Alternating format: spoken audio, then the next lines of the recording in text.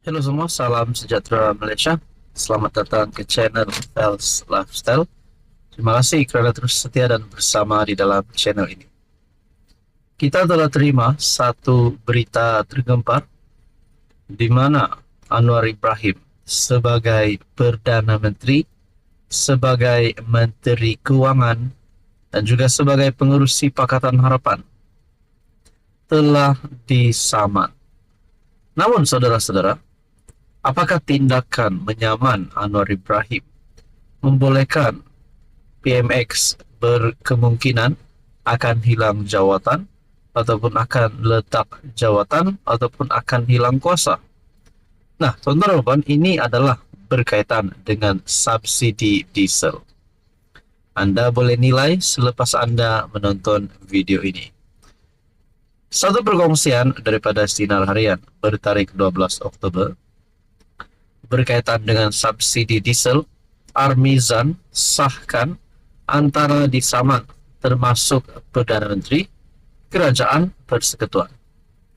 Menteri Perdagangan Dalam Negeri KPDN, Datuk Armizan Muhammad Ali, mengesahkan menerima writ saman daripada dua individu berkaitan penarikan subsidi diesel di Semenanjung dan pengecualian subsidi itu terhadap Sabah dan Sarawak.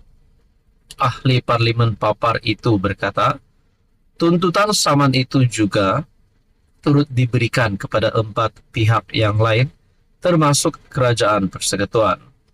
Saya menerima surat saman itu kira-kira 3 minggu lepas, dan kita akan panjangkan.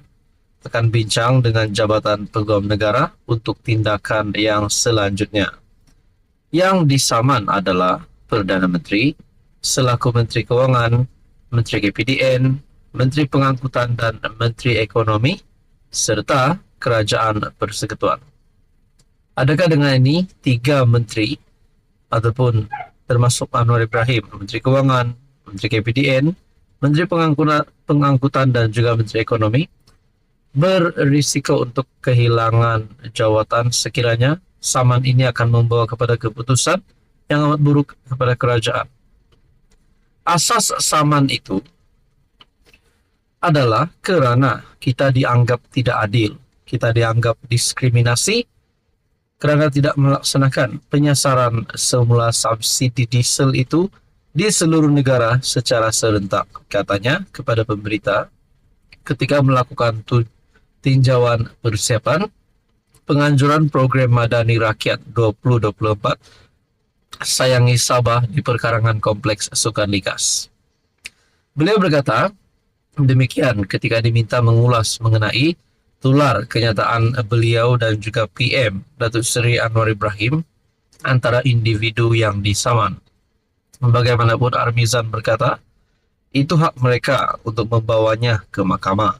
Namun, ia adalah polisi kerajaan yang diputuskan bersandarkan fakta. Faktanya, kita laksanakan di Semenanjung Malaysia, belum lagi di Sabah dan Sarawak.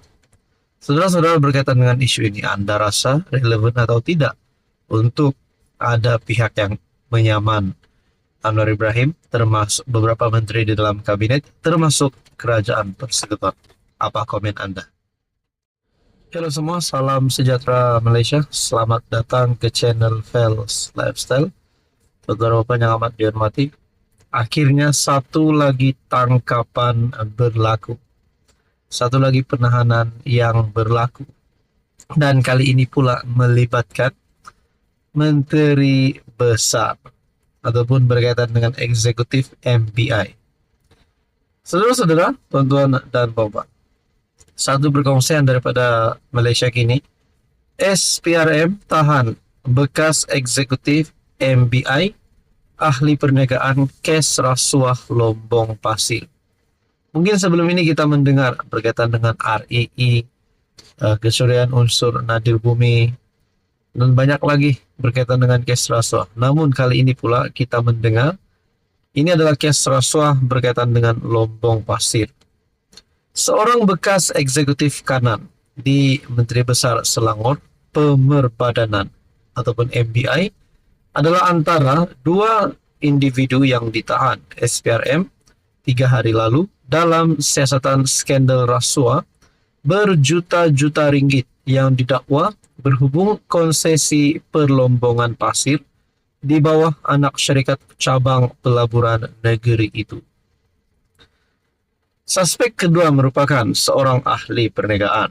Kedua-dua suspek didakwa ada kaitan dengan seorang pemimpin pembangkang terkenal yang pernah mempunyai pengaruh politik di Selangor. Siapa rasanya individu ini? Kedua-dua suspek didakwa ada kaitan dengan seorang pemimpin pembangkang terkenal yang pernah mempunyai pengaruh politik di Selangor. Mungkinkah Azmin Ali? Menjadi persoalan. Bekas eksekutif itu disyaki menerima rasuah jutaan ringgit daripada syarikat yang memperoleh konsesi perlombongan pasir beberapa tahun lalu. Menurut maklumat yang SPRM kumpul setakat ini, suspek kedua, yaitu ahli perniagaan, telah didakwa bertindak sebagai orang tengah untuk mengutip suapan bagi pihak suspek utama. Ada juga banyak pihak lain yang terlibat, yang kita dah panggil semua. Namun, kedua-dua mereka dianggap sebagai suspek utama kami. Malaysia kini dimaklumkan, seorang daripada suspek ditahan reman sehingga Selasa, manakala seorang lagi dibebaskan atas perintah mahkamah kerana masalah kesihatan. Menurut sumber yang rapat dengan siasatan, SPRM juga telah menahan 2 individu yang dikaitkan dengan syarikat perlombongan pasir, tetapi mereka telah dibebaskan selepas disoal siasat. Skandal itu didakwa bermula apabila syarikat berkenaan memohon konsesi daripada MBI lebih 5 tahun lalu, menurut seorang pegawai SPRM yang tidak mahu namanya disiarkan. Itulah yang menjadi persoalan, ada bilakah perkara ini berlaku. Ini bukan sedikit, tapi berkaitan dengan, melibatkan dengan jutaan ringgit. Menurut sumber, SPRM juga sedang menyiasat sama ada ahli politik terkemuka itu mempunyai sebarang penglibatan dalam dakwaan rasuah. Setakat ini, SPRM membekukan 15 akaun bank milik beberapa individu dan syarikat, termasuk yang dipercayai penyiasat digunakan untuk menyalurkan rasuah. Ketua Pesuruhjaya SPRM Azam Baki ketika dihubungi mengesahkan penahanan tersebut. Saudara-saudara, apa komen Anda?